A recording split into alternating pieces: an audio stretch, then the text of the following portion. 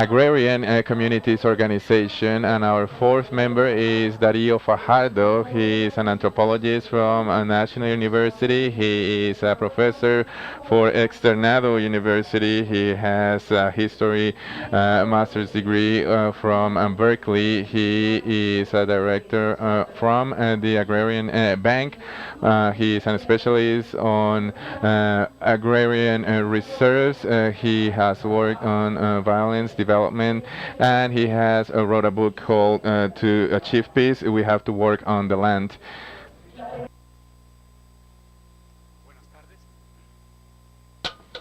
Good afternoon.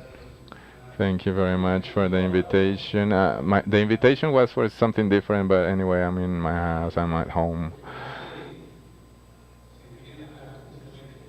I feel at home because I hear presentations such as the one before, which goes against a little bit what we talked about at the beginning. We talked about compatibility between the restitution policy, the victims' law, and all other policies. What this does is open up room for discussion. We're not only looking at our conscience, we are going to have to talk about deeper topics. Because what she told us specifically was that there were contradictions between what is the official position of our government and the way the policy is being implemented in the different territories, in the different departments and municipalities. First of all, what comes to mind is the relation between the restitution policies and the development model, our economic development model. And this comes to mind because of an expression that has been said many times before, and we heard this when we started our peace talks at Havana. Dr. De La Calle, maybe one of the first meetings that were made public, he said in a very bland tone, "We are not going to discuss our economic model." And a little bit later, the president said it again, and he has said this several times after. We are not discussing our economic model when we are discussing peace. So you start thinking, what do they mean when they say this over and over again? And you think about this when you look at the proposals and the content of the agenda, the main points for the meetings, the 6 different points that they have to discuss, and the way it has been undertaken. I think that what you find when they say we are not going to discuss our development model, what you realize is that that's precisely what you have to change. If you want to move forward, if you want to go deeper into the content of the agenda, you have to change the development model. But this is not something that comes out of the blue. This is not something that I feel has to be that way. I think this is a conclusion that comes from a long-term look at the problems related to war. And that's the way it has to be called, problems related to war. We, as Colombians, we like to cover up things. There was an English historian that came here and he talked about the policy and the grammar in Colombia, Malcolm Dick. I think that's a very big issue. We use our language to cover up our history, our complex reality, and war has been one of the places where we cover up things. First of all, we had a very big problem accepting that we were at war. We talked about peace as the way out, but we didn't want to talk about war. We talked about peace, but never about war. So then we went deeper into what we were trying to cover up, and you realize that this infamous model that we do not want to change is an insistence, is insisting on actions from the government, uh, which are accompanied by some powerful sectors in our society that have been in power for many years. This is not coming out of the blue. Our policies, which are part of our economic model, which is hegemonic, they don't come out of the blue. They don't show up overnight. They have been with us ever since war started.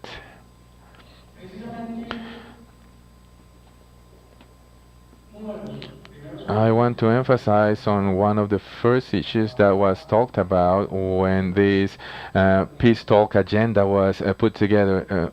The first thing that they talked about was victims, and this was acknowledged, and this is very important. For the very first time, in our case, victims are now part of the process. They're present, they're being considered. But it's not only this humanitarian appreciation that's important. When they discussed and went deeper into the victims issue, on the table, they brought the need to understand what this war has been all about. Understand it.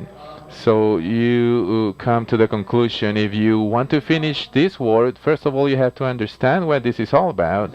And good sense, I think this was a very good decision to create this historic commission. And they had to come up with a date. When did this war start? And then they had to tell us, why did this war last so long? And third, what have been the most profound effects on our society? So we started to look for ways to answer those questions, and we found out that there is a very important factor. Professor before me mentioned it. It's land, but not only land, the territories, the spaces, the communities, the process of removing the territorial rights from the communities. This is not a new process. This is something that has been going on for a long time. This has been happening for a long period of time. And after that, you start to realize the dimensions, the size of the process. We didn't start back in the 80s or 90s. I will say that all of us at a given point in your personal history has been affected by this. You have had people moving from rural areas to urban areas. You know someone who has done that. That's part of our history. And the other issue that's part of this, when you start answering all these questions, you start realizing that the magnitude, the size of that displacement is very big. So that's when you find out that there are very amazing things related to war, which you never hear about. The size of the exodus in our country is incomparable. You cannot compare it to other countries in Latin America. It hasn't happened in other countries in our country and in the world. We can compare ourselves to the Far East, Near East countries, Africa, but we are far the country that has been affected the most by exodus of people in Latin America. We're talking about a very big part of our country being displaced. Almost the amount of people that live in Bogota have been displaced in our history as a country. So you say, okay, why all of a sudden our country, the people who run our country, why are they now thinking about displacement? And it's not very clear why, because the very first thing that we talk about is that displacement is the result of internal contradiction of the communities, the actions of the guerrilla groups or drug dealing groups. Those are the first explanations. They do not acknowledge the relationship between displacement, exploitation, and territory. You have to work very hard for this to be understood by the people who run our country. By 2011, we get this law, 1448. This is a very special law because you can say that it's full of goodwill. It's an expression of intentions from the government, intentions to balance out the burden, to repair. But when you look at the actual numbers, the actual figures, Abel Avila, he wrote an article very recent, very recently. He's talking about 3% of land that has been restored, 3% of our total territory. And Daniel also talks about other things. Who have been the biggest people accountable for displacement, who have the biggest accountability? So here we have a very strange entity, which is paramilitary forces. He even talks about undefined groups. Vakrim, that's a paramilitary kind of group. So the idea that he has on his article is to cover up the truth with his language. So you see an intent there, but the figures force you to go deeper. And it so happens that what you realize, and this is just a thesis, what you realize is that what you want to do is to gain back your legality, to be legitimate again, because the legitimacy of the government is not something that is very healthy right now after the latest presidency term from Álvaro Uribe. That legitimacy was hurt a lot. So we have to say it very bluntly. What we have, the results that we have, what they're showing us as result is looking for something different. What we have at the bottom of all of this is our starting point, a development model. Model of development that we find, as I told you before, from the first phases of war,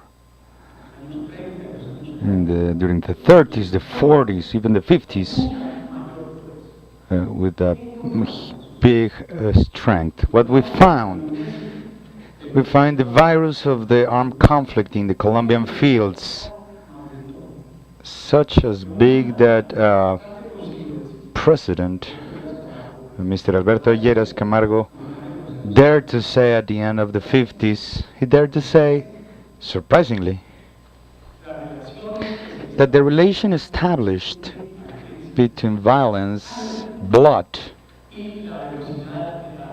and the velocity of the accumulation of capital was not said by a Marxist, was the first liberal president from the National Front. It is surprising the relationship between violence, bloodshedding, and the velocity of the accumulation of money. Those are clues that are telling us what is the way of the economical model. An economical model that few afterwards another president with similar ideas in an assembly of the industrials gathering says, if you want to make more dynamic the Colombian market, stop pursuing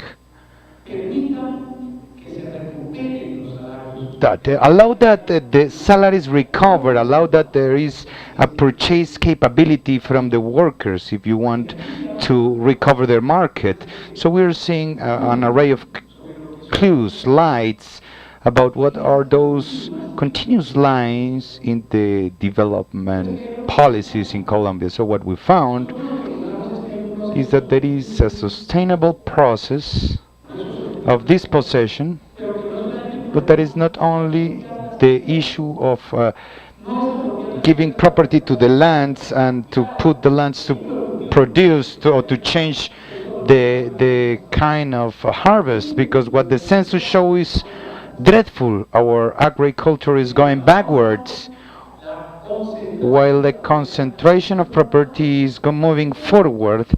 The agriculture is moving backwards. So what happened? The land is being concentrated. What for? A first answer, maybe hypothetical, was made by a counselor of World Bank, Mr. Hans Wiesbanger, who said that the land is controlled in order to control people. And here we start to understanding the cross lines of this developing model. What is it about? The expropriation, this placement of land, something that in the classic Marxism was denominated the capital originary accumulation, but here with us is going to be permanent. We're not talking about the originary accumulation, but what David Harvey mentioned, the accumulation by dispossession, and we're in that point. What happened is that the capitals are not invested in productive development.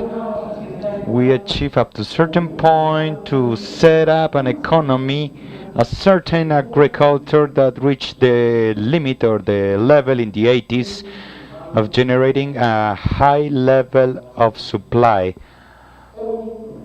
for the Colombians. Now is lost. While the war is ongoing, we miss the capacity of to be self-sufficient. So I insist, these are no decisions, overnight decisions. Those are continuous lines from the economical development policies in Colombia. When finally is accepted the relation between the dispossession, the land, there's another issue that is there, underlying, and is the issue of the working conditions. When we talk about the model of development, we have to have in mind land, capital, and what happened with work, what happened with the population.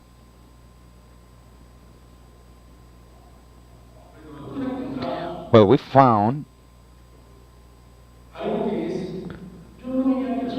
something not astonishing, nothing should astound us here in Colombia, but is that in moments where the displacement peaks are the highest, precisely there is a coincidence with the working flexibilization policies. It means that when we find a working offer, a labor offer, bigger as a result of war and dispossession, precisely working policies are designed that are in charge to make weaker the working conditions. They are going to delaborize the labor relations in an economy where the employment is not growing. So what we have at the end, we managed to build a huge offer of manpower, what Ullman says a reserve army that is in the city, not attracted by the benefits of development, just to preserve life. And facing that offer of manpower, the luxury of having that is compensed or reinforced with the state policies aiming to what is called the labor flexibilization. All those elements that I have been putting on the table, the agrarian topic, the dreadful issue of the absence of agrarian reformation, that has been remarked by the summit, is a consistent issue with the delaborization. It means with taking advantage that offer of manpower is not organized and is threatened and scared. That sets up our economical model, and that's economical model that the people who went negotiating in the name of the state won't want any kind of change of that.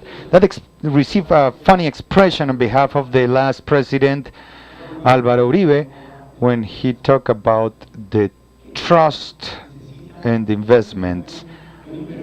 What an entrepreneur needs is an external and internal investor to feel confidence that the conditions offered are good in our developing model. Thank you very much.